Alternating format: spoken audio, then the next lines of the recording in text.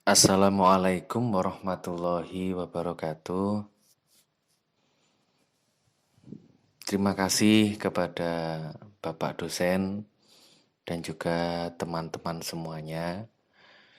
Kali ini saya menyampaikan bahasan tentang tulisan saya, yaitu counter terorisme dengan recycle makna jihad. Jadi bagaimana menekan terorisme dengan mendaur ulang pemaknaan terhadap jihad.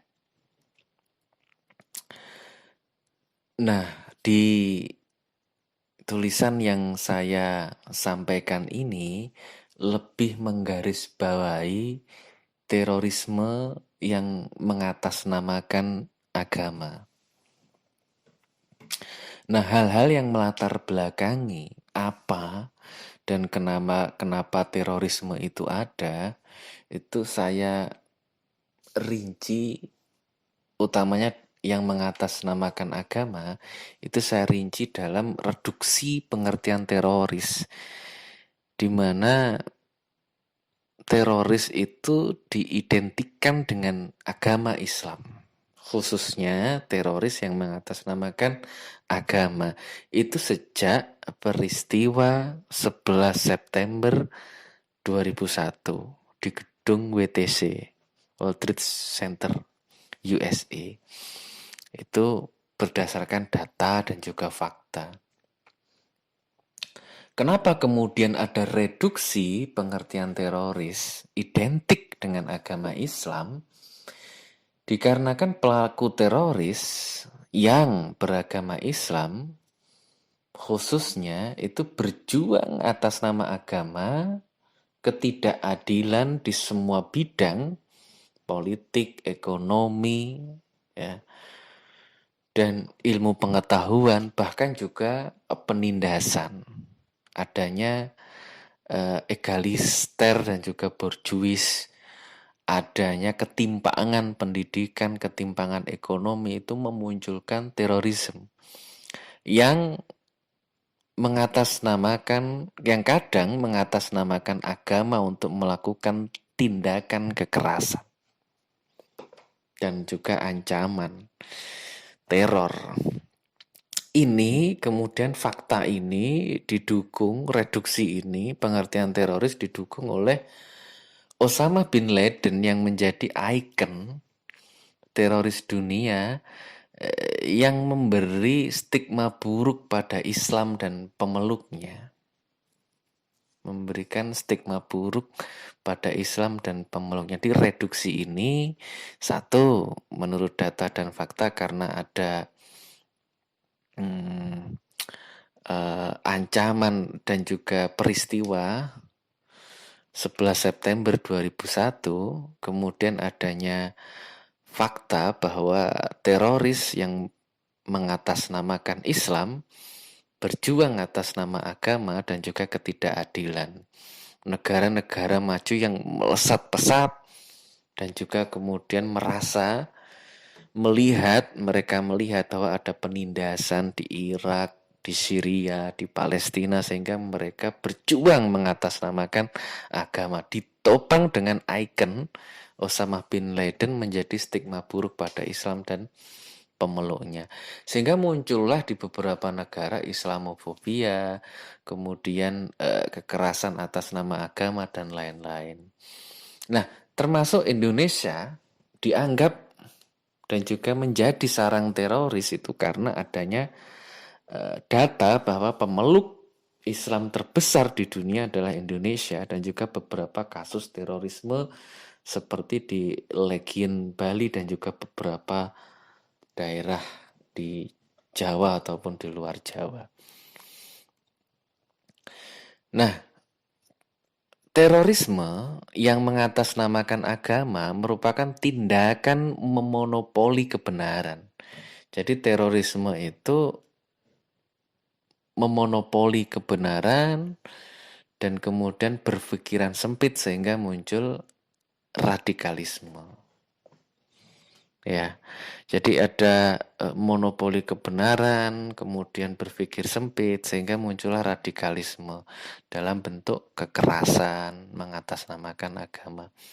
Nah, berbeda dengan fundamentalis atau al-usuliyah yang kembali di ajaran masa lalu mirip pada masa Rasulullah, Al-Quran, Sunnah, dan tekstualis, yaitu disiplin menjalankan perintah-perintah agama. Jadi beda antara eh, terorisme yang mengatasnamakan agama sehingga tindakannya itu mengarah kepada yang sifatnya radikal, berbeda dengan kemudian yang fundamentalis.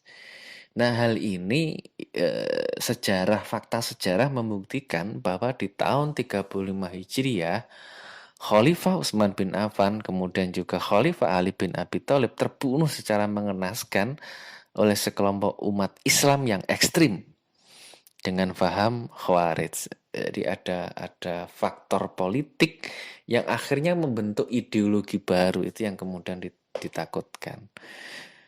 Adanya faktor politik yang kemudian membentuk ideologi baru, paham Khawarij yang mengarah ke radikalisme dan juga perkembangan teroris di masa ke masa.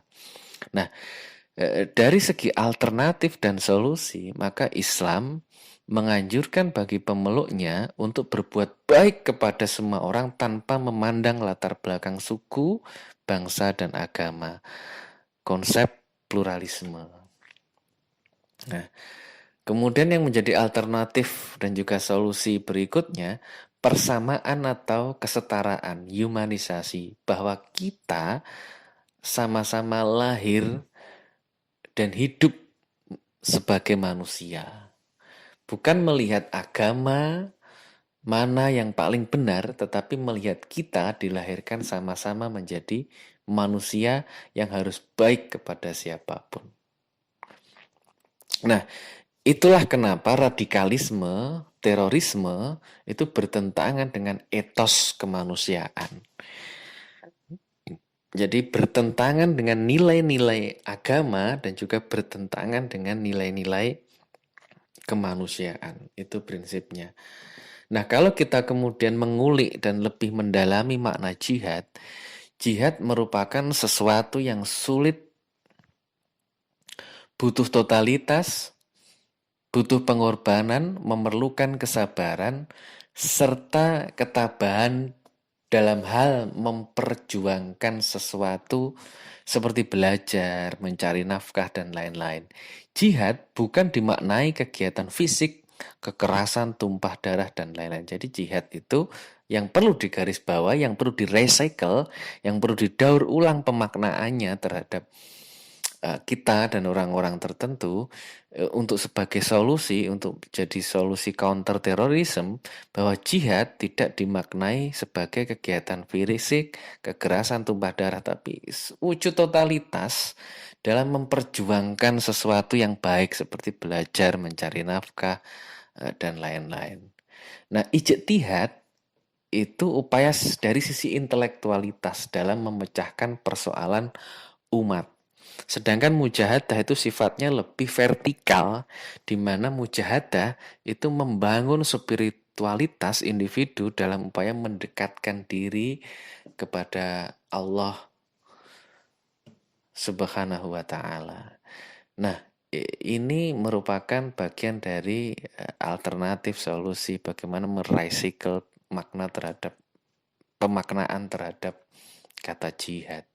Nah, kesimpulannya, jihad dalam agama Islam adalah suatu upaya bersungguh-sungguh untuk melaksanakan perintah Allah yang bertujuan untuk kemaslahatan umat manusia dengan cara-cara tidak bertentangan dengan kemanusiaan. Etos kemanusiaan, humanisasi, humanisme itu yang harus kemudian dijaga. Yang kedua, terorisme adalah perbuatan yang menghalalkan segala cara untuk mencapai tujuan, termasuk dengan cara kekerasan. Nah, recycle makna jihad menjadi salah satu solusi counter terorisme atas nama agama. Nah, ini saja yang dapat saya sampaikan dengan beberapa referensi dari apa yang saya baca. Nah, semoga bisa memberikan manfaat dan membuka jalan ilmu bagi kami, saya dan juga teman-teman yang lain. Wallahul muwaffiq ila aqwamit thoriq. Wassalamualaikum warahmatullahi wabarakatuh.